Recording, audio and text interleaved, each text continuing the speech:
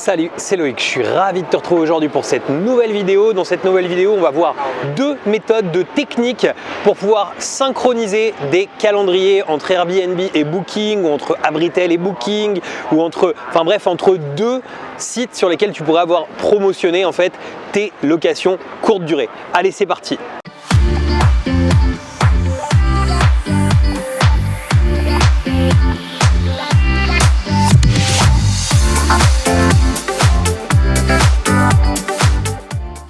Alors juste avant de démarrer, je vais t'inviter à t'abonner à cette chaîne, à rejoindre des milliers d'investisseurs et d'entrepreneurs qui l'ont déjà fait. Pour ça, tu as juste besoin de cliquer sur le bouton s'abonner qui est apparu dans la vidéo ou bien juste en dessous de la vidéo. Et surtout, n'oublie pas la petite cloche pour être prévenu à chaque fois que je publie une nouvelle vidéo. Je t'ai mis aussi un lien vers une webconférence spéciale qui va te permettre de savoir réellement comment gagner de l'argent grâce à l'immobilier.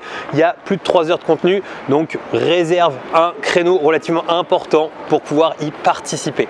Alors je suis toujours au Japon, toujours à Tokyo pour cette vidéo et d'ailleurs si ça t'intéresse de suivre un petit peu ce que je fais au quotidien, que ce soit dans la location courte durée, dans mes investissements IMO, dans l'entrepreneuriat ou bien tout simplement à travers divers voyages, tu peux me suivre sur Instagram et je te remets le lien de mon Instagram Loïc Cardin juste en dessous de la vidéo. Aujourd'hui on voit deux méthodes et pourquoi je voulais faire cette vidéo, c'est finalement ça n'a pas de base une grande utilité parce que tu vas retrouver en fait cette information assez facilement, mais je vais t'expliquer pourquoi il y a une de ces deux méthodes qu'il faut surtout pas utiliser, tu vas tout comprendre dans la vidéo.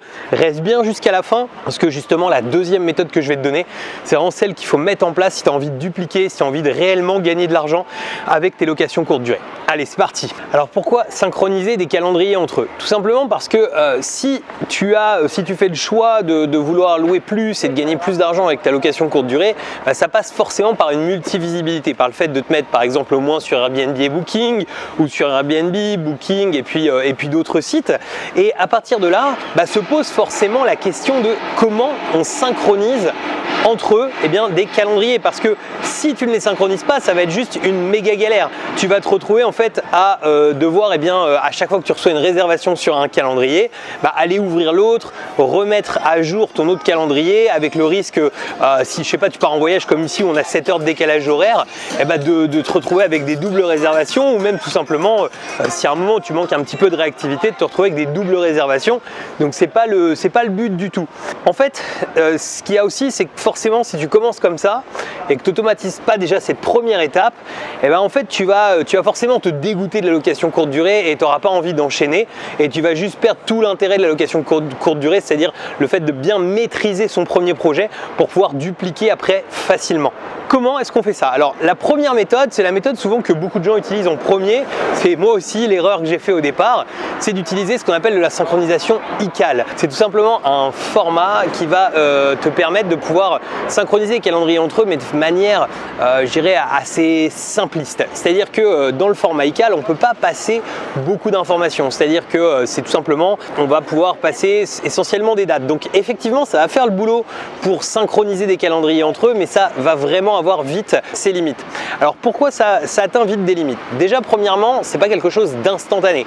C'est-à-dire que tu as quand même, quand tu es en ICAL, et si aujourd'hui tu es en ICAL, je te le dis, même si ça t'est pas arrivé pour l'instant, tu as quand même le risque de te retrouver avec des doubles réservations, avec des doublons de réservation, ça peut arriver. Donc vraiment, je te conseille de faire attention à ça parce que comme c'est pas instantané, il peut se passer du temps et tu peux avoir une double réservation. Ensuite, avec le format ICAL, la problématique c'est qu'on va pas pouvoir passer des données comme des prix par exemple. Donc quand tu as un appartement, ça va encore et encore, c'est du temps à passer. Mais si demain tu en as 2 ou 3 et que tu veux faire du yield management, gagner de l'argent avec justement les variations de prix suivant les demandes dans ta ville, etc. J'essaierai de te remettre un lien vers une vidéo sur le yield management pour que tu comprennes mieux de quoi je veux parler, pour pas que la vidéo dure trop longtemps. Mais en gros voilà, si tu veux faire des choses comme ça, tu vas être forcément bloqué avec le format ICAL.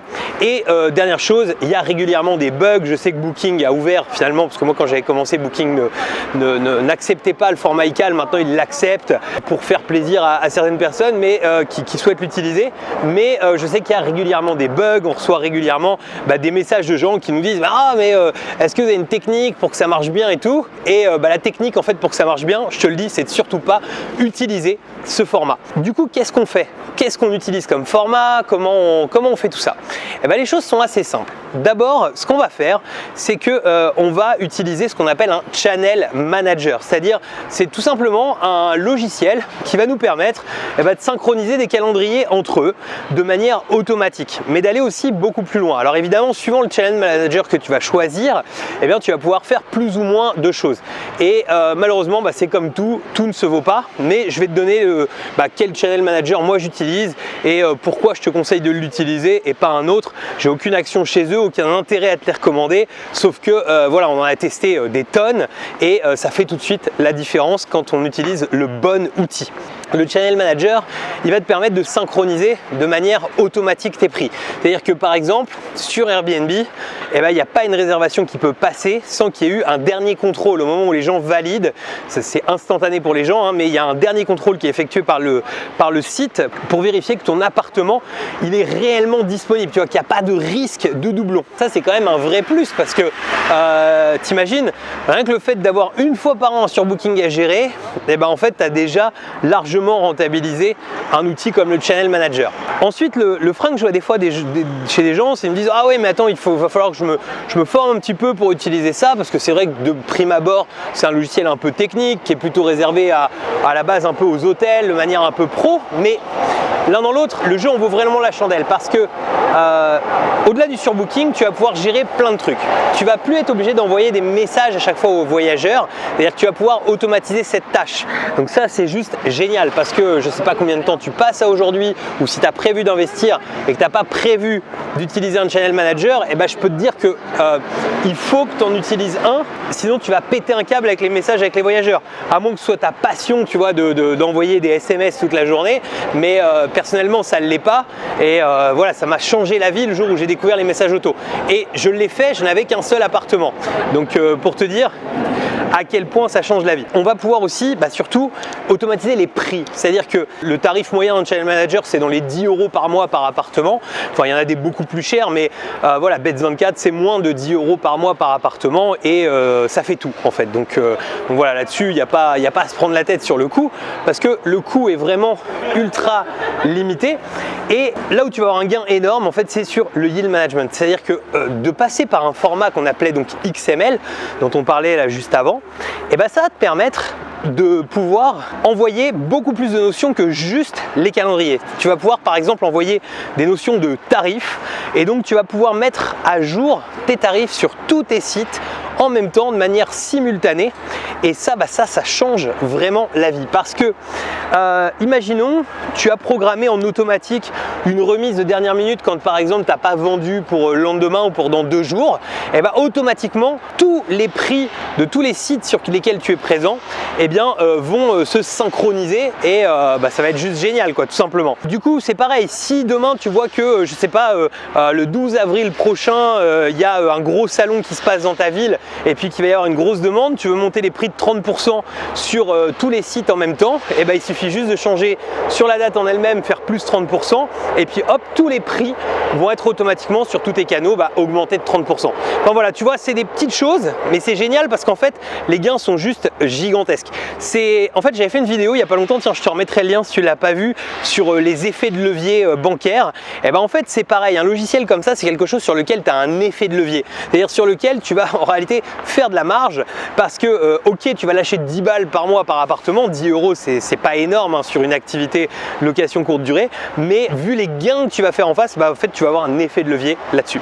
Donc voilà pourquoi moi personnellement je préfère vraiment le format XML, pourquoi ça vaut le coup de se former tout simplement à utiliser justement des logiciels comme ceci, ce qui n'est pas très compliqué en quelques heures, tu auras pris en main tout ça. Voilà, donc si tu souhaites aller un peu plus loin, c'est possible. Je t'ai préparé une webconférence, j'ai mis les prochaines sessions dans l'écran de fin qu'on organise de façon à ce que tu saches réellement comment gagner de l'argent grâce à une location courte durée automatisée. Tu vas voir, je te détaille tout mon process, tout de la partie réservation jusque la partie automatisation. Tu sauras tout en détail.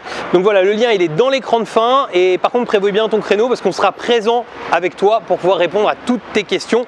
Donc les sessions sont limitées. Je t'ai mis aussi un lien pour pouvoir t'abonner à la chaîne et un lien vers la playlist les conseils immobiliers. Je te dis à très bientôt pour de nouvelles vidéos. Ciao!